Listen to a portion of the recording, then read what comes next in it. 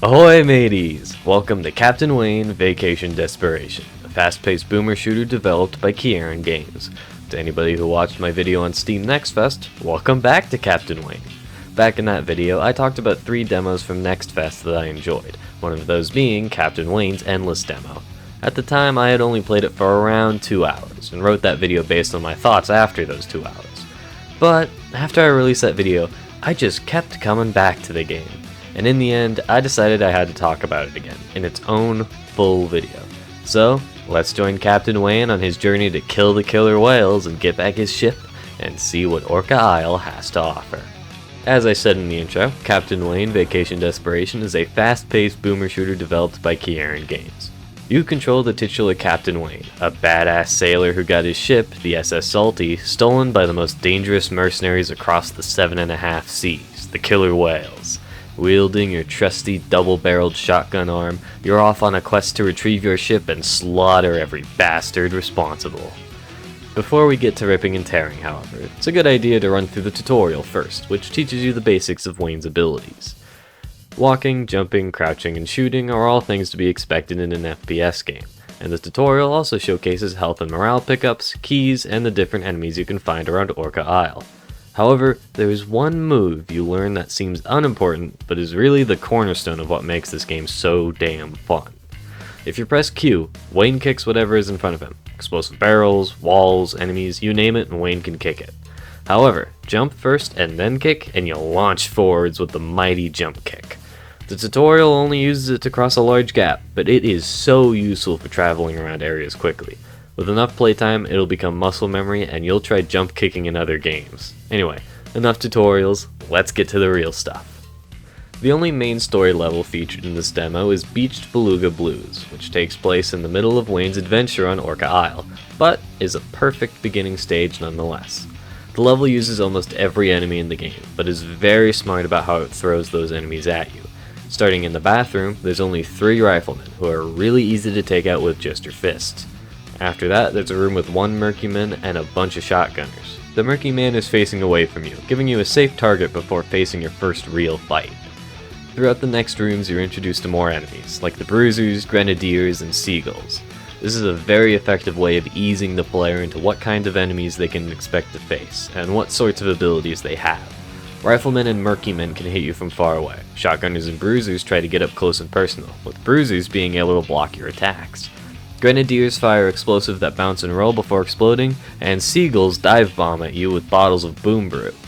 The game also shows that it'll hide ammo and health around the environment, with things like a line of shrimp on top of a room's rafters, or a 5-pack of boom brew sitting behind a shipping container. Obviously there's plenty of health and ammo out in the open, but the game really rewards you for exploring. Like the line of shrimp is one of 2 ways to access the blue key, the other involving a bit of platforming. Hell, just outside the warehouse is a sign on the wall. A stack of boxes allows you to hop up there, and right behind the sign is an octopus that gives you full health, and you'll need all that health, as you'll be facing your first sunken smasher in the following area. Smashers are tough and terrifying. They move fast and hit hard. They'll charge at you and uppercut you into the skies when they can. Your best ways of dealing with this one are to either run circles around it and chip away its health with the chain gun, or to hide on the truck and pepper it with shells like a pussy. Both strats are viable, however. If you're a newcomer, you'll absolutely die a ton to the Smasher, but don't give up. Keep trying, and you'll knock him out cold eventually. Moving onwards, you destroy the front of a building, which they totally put in there for style points. Take the yellow key, and move on to a dance-off against Earl. That's in all capitals. We don't know no Earl around here. Earl fires quickly, so you have to move constantly to avoid both his fire and the attacks coming from the shotgunners and stranglerfish in the room. This fight effectively teaches you how to focus on specific targets. If you start focusing on the shotgunners or stranglerfish, then you won't be focusing on Earl, the bigger target, which could lead to you getting pummeled. After beating Earl, the floor caves in, leading you up an elevator and to the cannon. I've been grazing past the weaponry, but we'll get into what they all do when we reach Endless mode. Hopping in a pipe Mario style, you shoot out in the middle of a swimming pool and are thrust into an intense fight against basically every normal enemy so far. Shotgunners, riflemen, and murky men fill the pool, Bruisers run around near the hot tub, a seagull hangs out in the lifeguard's tower, a stranglerfish floats above the entire arena, and a single grenadier stands on a nearby rooftop. After that firefight is over, climb up the tower, grab the red key and push the button it was conveniently next to, and head back into the suddenly repaired dance hall. A wall will open in the hallway with 2 shotgunners, and pickups to max out your health and morale. Now, it's time for the best part.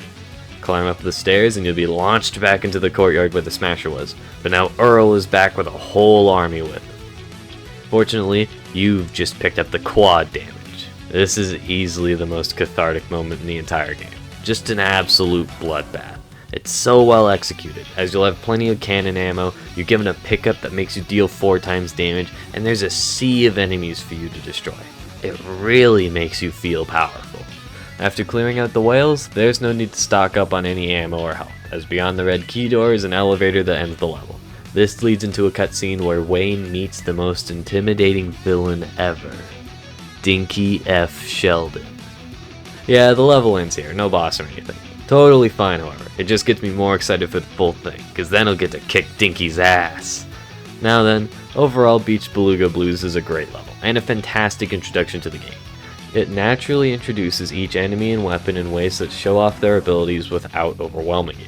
The level also shows that things can and will get tough, but through perseverance and a lot of quick saves, you can get through it all. And it loves to show just how cathartic the game could be at times.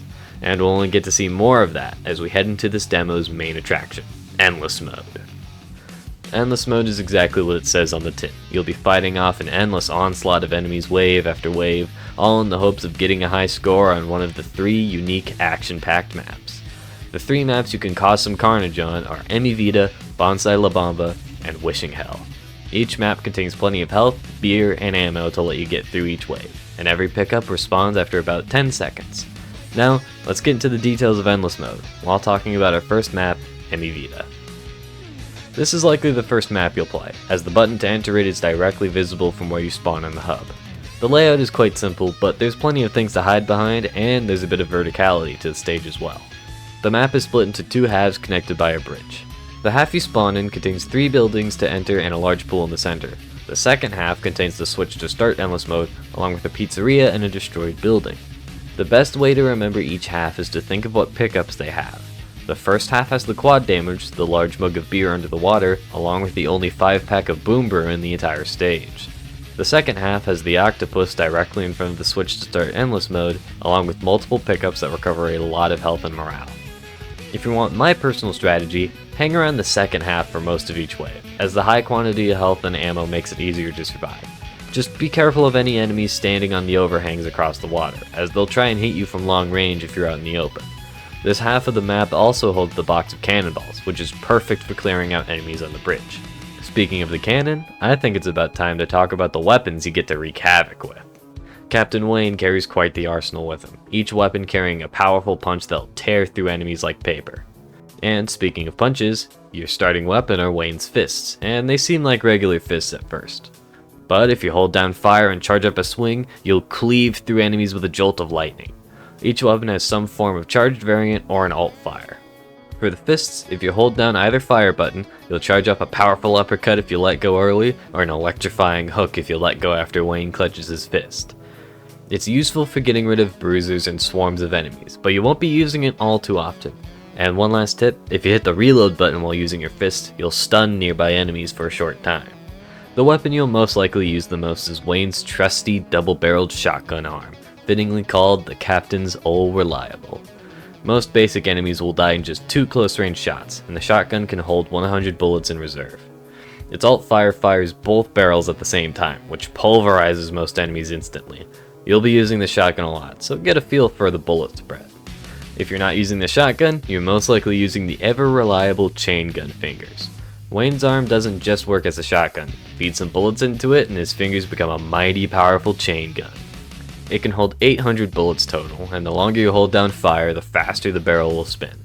It's very useful for taking out swarms of enemies, or picking off high priority targets. If you need to hit an enemy that's far away, hold down alt fire instead, and the barrel won't speed up, keeping the spread tight as long as you hold down alt fire.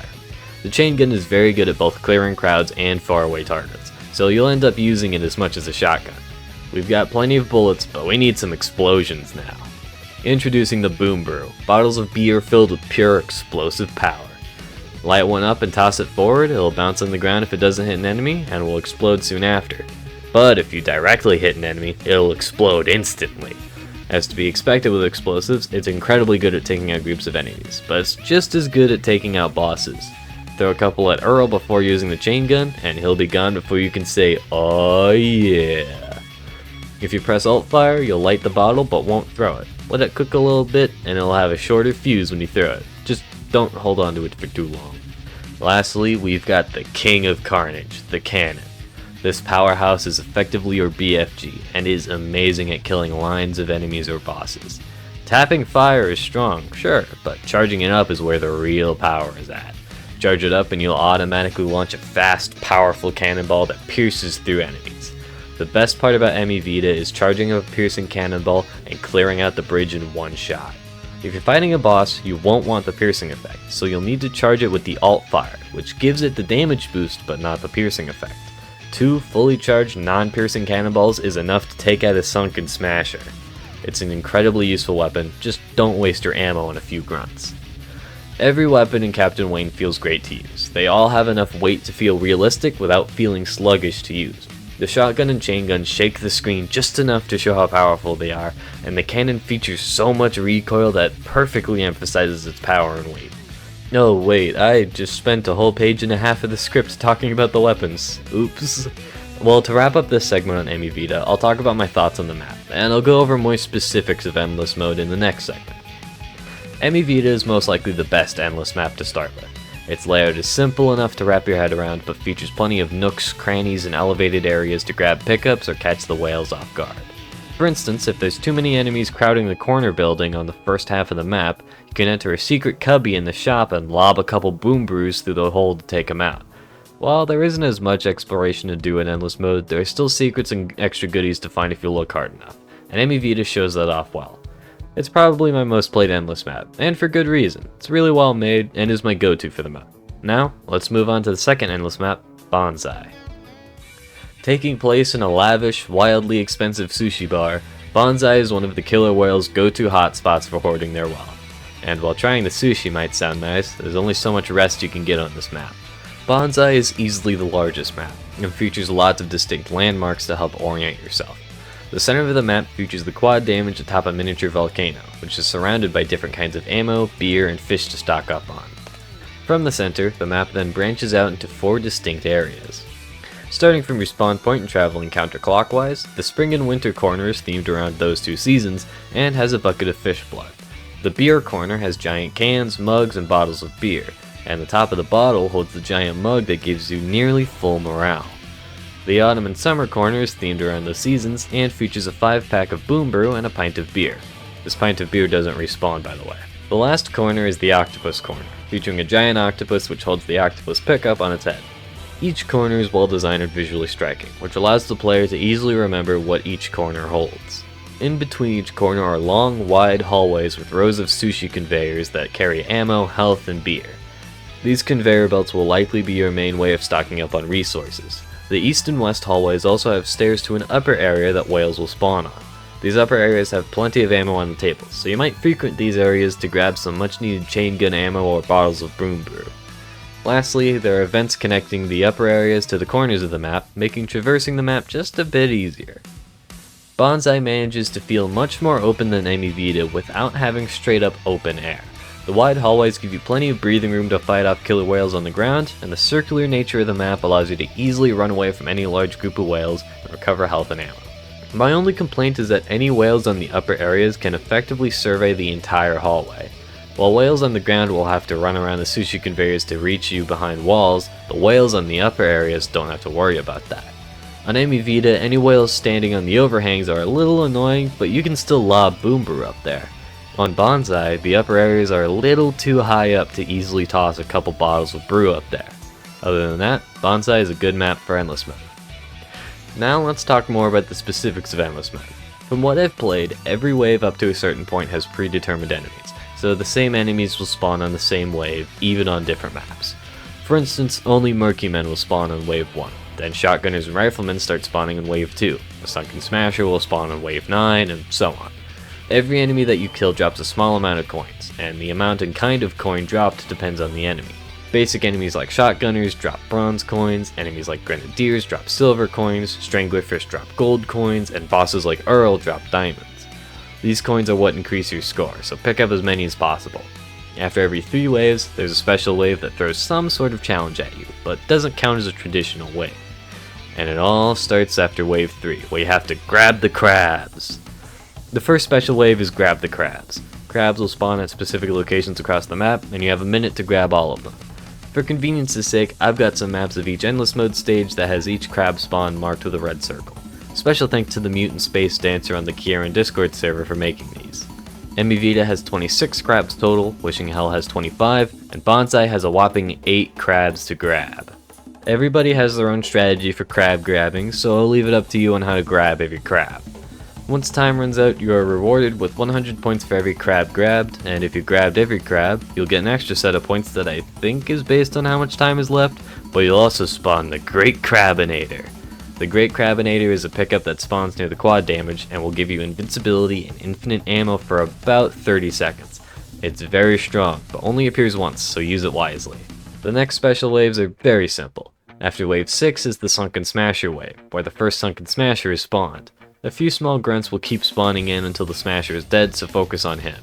As a reminder, 2 fully charged shots with the cannon will kill a Smasher, so that's your ticket out of there. Just remember to charge it up with the alt fire, as most of the damage comes from the explosion. After wave 9 is the Squire wave, where the first endless exclusive enemy is introduced, that being Squires. They're little robots that fire homing projectiles and take quite a lot of damage to kill. They're annoying as all hell, especially when combined with other enemies. Fortunately, they have double the stun time when kicked, so they can be dealt with easier. As for what comes after wave 12, I have no idea. I've never beaten wave 12. The last important thing about Endless Mode is that there is a way to end it without dying. After wave 15, some new area of the map will become accessible. The only one I know of is this room on Emmy Vita, which will open after wave 15. Inside each of these areas is a button to end the run. This doesn't sound like much, because even if you die, you're still shown your score and given a final rank. But there is a reason behind this. Ending the map like this is the only way to earn the 3 highest ranks in Endless Mode, that being Deckhand, First Mate, and the Elusive Captain. I know nothing else about these secret exits other than the point requirement for Captain rank, which is 75,000 points total. You don't need to get 75,000 points by wave 15, as the areas will remain open after wave 15. Well, that's all the specifics for Endless Mode, so let's move on to the last Endless map, Wishing Hell. Taking place at the bottom of what I can only assume is a cursed wishing well, Wishing Hell is the most chaotic map out of the 3. Bonsai and Emmy Vita give you some way of controlling the chaos, but Wishing Hell is just pure chaos all the time. Its layout is just a square, having a completely symmetrical inner circle with a large outer circle. Even the crates and trucks in the outer circle are basically symmetrical. There isn't a lot of room to run and much less room to hide. Your best bet is to just run in circles while shooting at every enemy that comes your way. The size of the map really leads to a lot of tense moments where you're trying to cut through enemies to reach the next big health pickup. Speaking of, the octopus and mug of beer are on opposite sides of the map, but there's nothing easily identifiable to orient yourself with. You just have to pray that the next corner leads you to what you want. In all honesty, that's my main complaint with the map. Emmy Vita has plenty of unique landmarks to help you remember where everything is, and Bonsai is basically made of landmarks that are designed to remind you of what they hold. Wishing Hell, on the other hand, has basically no landmarks to orient yourself with. The closest thing is the house in the center of the map, but even that is nearly symmetrical. The only unique things to pull from it are the chimney and the door. If there were a few unique marks on the walls that identify what side you're on, that'd help quite a bit. Though in fairness, the map is a square, so there's not a big chance you'll be getting lost. This map also features water, much like Emmy Vita. This isn't good water though. Jump in it and you'll be taking quite a bit of damage. Just stay out of the water, alright? Overall, Wishing Hell is a great, chaotic map that is perfectly set up to create tense moments that have you wondering if you'll survive to the next wave. Well, this segment was quite short, so how about this? Before we end the video, I'll go over a few extra things about the game I haven't mentioned yet. First off, the soundtrack is just phenomenal. The game's soundtrack was composed by C and is mostly filled with rock songs. The music is high energy and perfectly fits the fast-paced gameplay Captain Wayne features. It's one of the main reasons I keep returning to Endless Mode, especially on Emmy Vita, as its song, Endless Emmy Vita, is just sublime. The OST also features 2 songs composed by Chrissy and Tony Grayson, those being Mr. Sashimi and Resort to Violence, 2 absolute bangers that perfectly fit their Endless maps. Let's see, next I gotta mention the community surrounding the game, specifically the Kieran Games Discord server. In all honesty, I absolutely love that server. It's so nice to talk with everybody on there, and the developers are so welcoming and great to chat with. In all honesty, I absolutely love that server. It's so nice to talk with everybody on there, and the developers are so welcoming and great to chat with.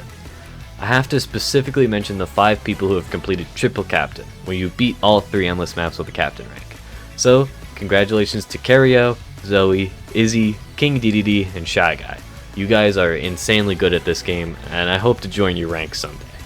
In addition, I have to mention Cario, Izzy, and Shy Guy again, because they have the special Iron Wayne role. Iron Wayne is a challenge the community created that is very simple. Beat Beluga Blues with only the fists. Charging the fists and kicking are allowed, but no guns at all. It's a very difficult challenge, but what's even tougher is beating all 3 Endless maps while only using your fists. And yet somehow, someway, Cario, Izzy, and Shy Guy have done exactly that. I have no idea just what they went through to complete that, but either way, hats off to you 3, you're all the top dogs at Captain Wayne. This server is genuinely one of the best I've ever been in, and is honestly the only server I actively talk in anymore. So, thanks Kieran Games, for not only creating an awesome game, but for making an awesome Discord server that I can talk to so many amazing people in. I hope you guys have a great time at PAX West. Oh right, I forgot about PAX West. Some of the Captain Wayne developers will be at PAX West this year, over at booth 663 in the Arch Expo Hall. They'll be showing off a brand new exclusive demo for Captain Wayne, so if you're heading to PAX West, don't miss it. I unfortunately will be missing it, as I don't have the money to head to Seattle this year. If you're going, please go play the demo and tell me what it's like. And say hi to the devs for me too. I'd love to see them myself, but, you know, money is a requirement. Well, that's all from me. In my next review, we'll finally be taking a look at a game I've been writing the script for since March. I imagine it's been highly anticipated, but it'll be released onto the world in September. I'll see you all then.